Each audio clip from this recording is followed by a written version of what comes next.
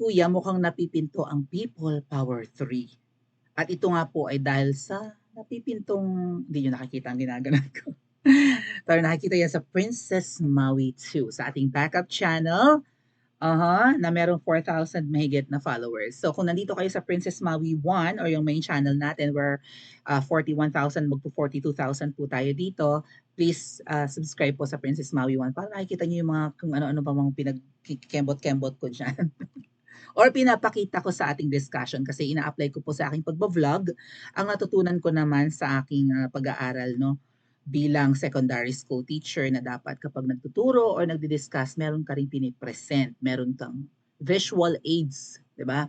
And dyan tayo hindi masabi-sabihan ng kabilang parlor na purveyor or fake news kasi bago tayo mag-vlog, may nauuna na tayong pinipresent na mga sources.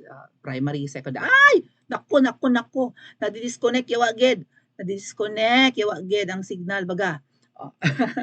Naka-green screen po ako. Okay.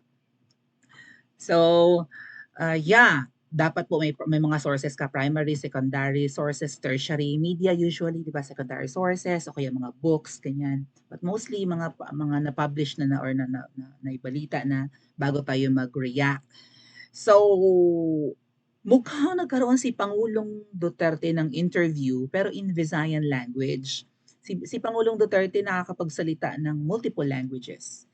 Pero sa Kabisayaan, 2 dialect yung alam niya, maybe more kasi baka marunong din siya ng mga Muslim dialects. Ano ba yan? Nagugurgur yung signal natin. Okay ba signal natin? Comment nyo nga, voice it. So si PRRD, very articulate, very well-versed sa Cebuano o yung common Visayan dialect and also sa Ilonggo. Kasi yung Davao mukhang may mga Ilonggo dyan eh. So, magkaiba actually yung 2 dialect na yan. And marami mo, ang alam ko po, nasa 17 yung, hindi, baka all over the Philippines yun, 17 dialects meron ang Philippines. But marami pong dialects sa Kabisayaan at Mindanao kasi 2 state yan eh. Ang Luzon, iilan lang, di ba? May Kapampangan, may Ilocano, may Pangasinense, Panggalatok, tama ba? And then merong Bicol, no? Ayan. At saka Tagalog. Alrighty. So, dito po sa isang vlog na shinare ni Yu Chang, actually isang YouTube channel, may video dito na mukhang interview ni PRRD. So, special mention sa channel na ito, Randy Caniedo. Yan siya. Ito yung post niya, recent post. Sayang, konti ang views. Pero discuss niya yata dito or pinarinig niya dito yung interview ni PRRD. Mukhang napipinto po ang people power dahil nga mukhang maaaresto ang ating Pangulo. Binabalak na arestuhin. Ay, hindi na po nakakapagtaka yan mga ate at kuya na maaresto si PRRD kasi nababanatan at nasasagasaan niya ang administrasyon ngayon, di ba? Yung sumunod sa kanya na nangangako na itutuloy ang nasimula ni PRRD pero nung umupo na, iba na, budol. Ayan ang hindi matanggap na Ensaymada vloggers na budol ang kanilang sinusuporta. Ay, special mention sa mga Ensaymada vloggers na nanonood sa aking channel. May mga nagbe-message sa akin sa kanila na paminsan-minsan sumisilip sila sa channel ko. Kaya naman siguro nilang agwantahin ang aking mga banat at pirada. And wag niyong isipin na kami bayad. Yan din yung accusation. Ayan ang presentation. Babasahin natin ito mamaya. Hindi nyo nakikita dyan sa Princess Maui 1 kasi naka-green screen lang. Blanco ang vlog, di ba? Dito po sa Princess Maui 2 ang kita ang lahat ng ebidensya at Rowie Bomb. So, yan, si Miss Sas daw. Ayun nga, di ba, si Katrina Boyset. Sabi ay Jolly Iba naman daw yun. Ika, si Martin Andan, hindi na ako nakapag-vlog dyan, i-mention ko na lang, ay based na sa China and siya yung nagbabayad sa mga vloggers na pro-China. Ano? So, baka ang inisip ng iba, Ensaymada vloggers, bayad rin ako. Ay kung bayad ako, ay nasaan? Saan natin kukunin? Samahan niyo ako. Sabi nga ni Joey, kung saan man makakuha yung bayad sa amin at kung may knowledge kayo kung saan makukuha at kung sino ang nagbabayad, samahan niyo kami, kayo na ang tatayong managers namin. Right? Inaakusahan nilang bayad kami. Wala kaming kaalam-alam. Sino nagbabayad sa amin? Saan? Paano? Kung may magbabayad sa amin para banatan ng administrasyong kuting at ahas, ba't may alam pa kayo kaysa sa amin? Ang alam namin, walang nagbabayad sa amin. Kinakapos pa nga kami. May butas-butas pa nga yung damit ko. Oh, ay kung alam niyong bayaran kami, eh, nasaan yung nagbabayad at saan makukuha? At kung alam niyo ng mga bashers o kung sino man yung nakakaalam ng ganyan at ng mga bumabato sa amin, eh, pakisamahan kami. Kayo na ang manager namin, 'di ba? Hati tayo kung gusto niyo 60-40 or maybe 70-30. I don't know kung anong arrangement ang gusto niyo. Total alam niyo kung sino ang nagbabayad, samahan niyo kaming kumuha, 'di ba? Kunin yung i-claim yung bayad sa amin and hati-hati tayo. Sayang eh, bintang kayo ng bintang, Diyos ko po. Sabi nga kung bayaran kami or kung bayaran na sina SAS, ay dapat deserve nilang bayaran. Kasi yung quality ng pagba-vlog nila ay pwede talagang humingi ng charge for talent fee. Yung research, di ba yung effort ng mga katulad ng mga binablog ni Miss SAS, both sa live and sa sulat, vlogging, eh, yan, deserve yan kasi ano, talent yan, skills yan eh, di ba? Oh, eh, ba't yung mga ensaymada vloggers, mga bulokels, hindi ba kayang magbayad ng administrasyon na yon ng mga dekalibreng vloggers? Ba't ang mga vloggers yung mga tae-tae? Anyway, oh, so eto po yung translation daw. Kasi may mukhang may interview si PRID. Dito natin makikita na mukhang magkakaroon ng people power. Okay. Reporter. Na-interview si Tatay Digong. Nasaan ito? Hindi ko nahanap kaagad. Verbatim ito, babasahin ko sa inyo. Pero nasa vlog ng isang channel, mga tet kuya, sa YouTube. Ayan, special mention sa channel na nag-upload ng kanyang content or maybe nag-vlog about sa interview ni PRRD. Sabi, reporter, ano masabi mo sa i-abolish? I-abolish yung task force na nagbabantay sa Davao. Ng mga kapulisan yan, task force to something. Maybe to end local terrorism, right? Parang NTF-ELCAC pala. Okay. Sabi ni Pangulong Duterte, mga ogok yan sila, malaking insulto yung ginawa sa army. Hindi pala kapulisan, mga sundalo. Wala yan sila loyalty sa akin. Iniinsulto ng kung sino mang mag-a-abolish ng task force sa Davao. Kasi parang ano daw yun eh, baka gamitin daw ni Tatay Digong yun. Pag halimbawa binitbit siya ng ICC, di ba yung mga kasundaluhan in Davao, ang puprotekta kay PRRD.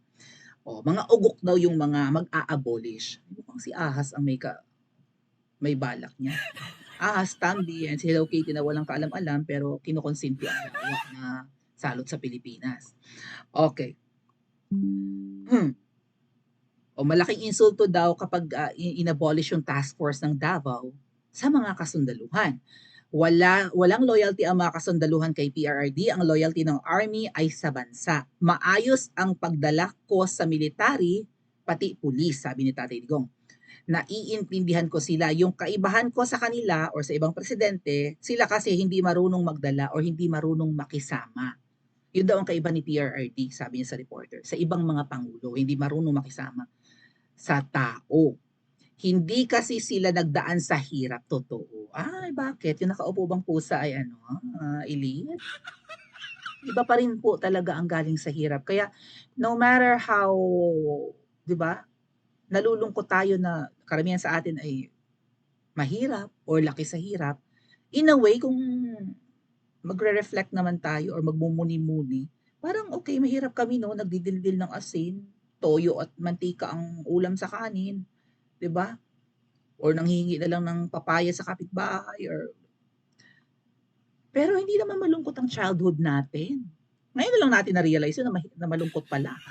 Pero masaya naman tayo noon. Anyway, masarap pa rin galing sa mahirap kasi maiintindihan mo kung gaano kahirap ang buhay ng mga Pilipino. Every time na may makikita kang hirap sa buhay, makakaramdam ka ng empathy, mga alat kuya, kasi alam mo ang posisyon nila, alam mo ang dinaranas, baka naranasan mo rin. Ay ang mga elite, yung mga party-party nila, kaya insensitive ang mga elite. Ano sabi nila? Mga underdogs, mga inaapi. Yung kanilang ginagawa, yung pagpa-party, yung mga gathering, social gathering nila, yung lobster sa palasyo, steak, magbo-vlog ako patungkol dyan sooner. Yung mga lobster ang hain, sa kanila ordinary yan, everyday pagkain sa atin. Masaya na tayo sa tuyo, sa sapsap, sa inihaw na talong, masarap naman. 'Di ba? Nilagang itlog, pritong itlog, kanton, pansit kanton. Happy na tayo. Pakainin nyo kaya yan ng ganyan. Good luck. Anyway, Hindi kasi sila nagdaan sa hirap. Yung mga sundalo natin, mga nanggaling sa totoo yan, nanggaling sa hirap. Kasi kung mayaman pa yan lahat or yung mga sundalo, hindi yan magpapakamatay sa giyera. Bakit mo nga naman papangarapin na maging na pumasok ng PMA, pag-aralin ng gobyerno ng Pilipinas, ibig sabihin, hirap ang magulang mo sa matrikula, kaya 'di ba, gusto mo maging eskolar ng bayan. And then, sasabak ka sa pagiging military or maybe hilig mo rin yung ganyan talagang pisikalan, pero syempre utak din ang ginagamit. Bakit mo ilalagay ang sarili mo sa alanganin kung hayahay naman ang buhay mo nung pinanganak ka? You were born with a silver platter and golden spoon in your mouth. Hindi mo gugustuhin na maging batak, baka gusto mas pangarapin mo maging jet setter, mambabae, manlalaki. Right? O sasabak gusto mo maging sundalo kasi alam mo sa sarili mo na malaki ang sweldo lalo tinaasan ni PRRD yan. O, hindi magpapakamatay ang mga sundalong yan sa giyera, may mga pamilya yan sila na binubuhay eh.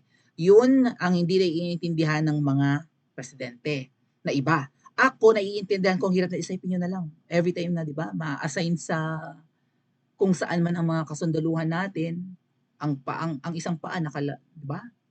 Nasa hukay, may possibility na maging widow ang maiiwanang asawa. Tapos ang mga anak baka lumaking walang ama. You know, yung ganong risk, naiintindihan ni PRRD yung kasi hindi naman ipinanganak na mayaman si Tatay Digong. Oh. Kaya malapit sila sa akin. Hindi dahil tao ko sila, paano ko maging tao yan sila, wa man ako kwarta, sabi ni PRRD. Exactly. Baka daanin sa technicality si PRRD, maraming baril si PRRD ha. Baka ito na ang ebidensya ng sedisyon. Ito na ang ebidensya na may balak magrebelde itong si Digong. Kasi maraming baril yun, mga niregalo sa kanya nung siya'y pangulo, mga collectibles, di ba? Sabi ni PRRD. Oh.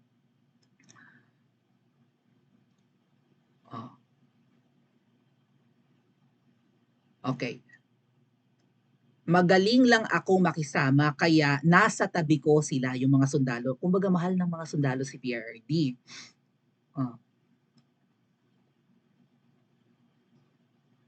Tapos i-disband. Ewan ko bakit. Akala siguro nila ni Kuting.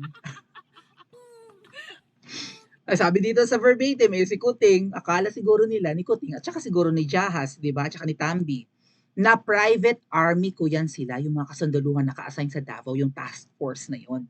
Di yan sila binuo para sa akin with exclamation point mga tat kuya. Di ko naman kailangan ng protection ng marami. I can protect myself. Kung wala na akong swerte, di wala na. Patay na. Mamatay naman talaga ang tao eh. Thank you, Yu Chang, sa effort. Kumaring Yu Chang, whoever you are. Okay. Hold on, saklan ko.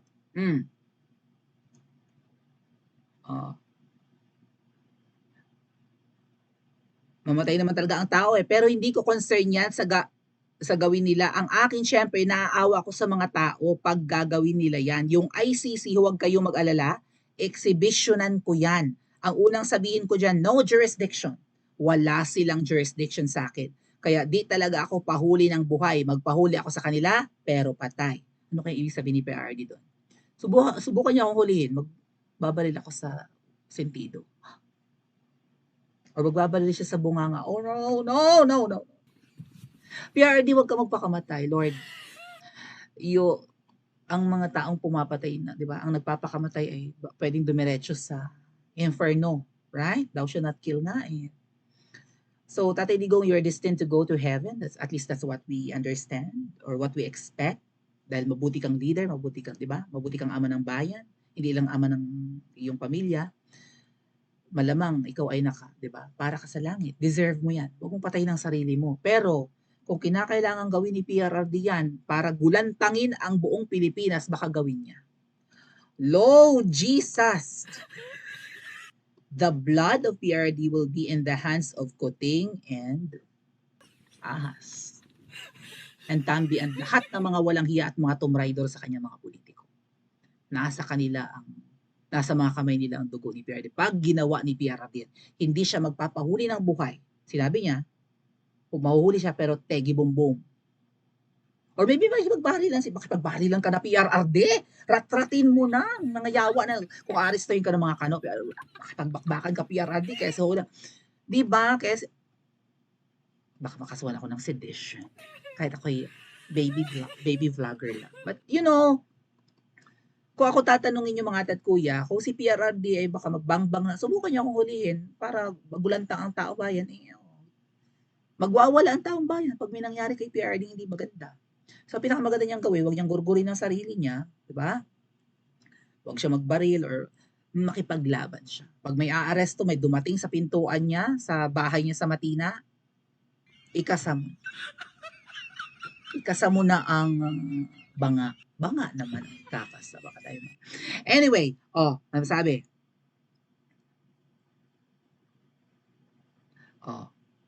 Hindi ako magpapahuli sa kanila, magpapahuli ako sa kanila pero patay. Patay na siya. Kung huli man siya ng ICC and kung sinong uutusan nila, di ba? Most probably yan ang mga sundalong kano sa Pilipinas. Kasi wala silang jurisdiction, bakit ipipilit nila? So papatayin nila ako, ipagratratan ka na PRRD. Sabi ng reporter, Mayor, may mga suggestions sa mga grupo ng mamamayan na kung pwede ba daw na dyan na sila sa labas ng bahay mo mag-camp. That's People Power 3. Right? Am I right? Doon na magka-camp para bantayan kanila. Di nila papasukin kahit sinong gustong umaresto sa'yo. Sabi ni PRRD, meron naman mga pulis naka-assign sa akin. Pero okay, despite na may mga, 'di ba? May mga naka-assign na pulis doon or maybe mga, I don't know. Yeah, kasi ang mayor ng Davao ay anak ni PRRD. So may mga, 'di ba? May mga naka-assign doon to protect his father. May inassign siguro si Mayor Baste para kay PRRD. But itong suggestion ng mga grupo ng mamamayan na magka-camp doon sa palibot ng bahay ni PRRD ay posibleng mangyari. Kung hindi man mangyari ang People Power 3 dito sa Kamaynilaan, which makakaabala lang naman ng traffic, baka buong Davao magtumpukan sa barang or mag-GERD. This is exciting. Thrilling, nakakatakot, pero exciting. Subukan nyo lang. Right? Subukan mo lang Galema na ipaaresto si PRRD kasi syempre sinagalema yan, di ba? Tsaka yung reyna ng plantain, if you know what plantain is. Tsaka yung kumakahol lagi pag nagla-live ako na senador yun siya dati.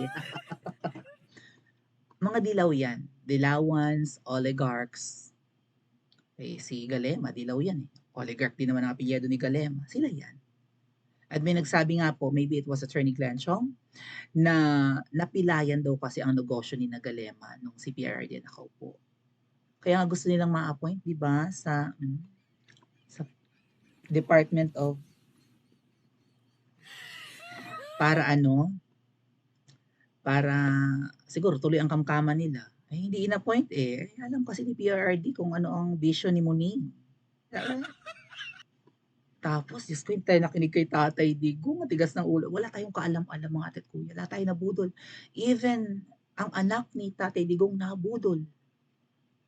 Kaya grabe daw ang iyak niya. Na-vlog ko na yun mga ate at kuya.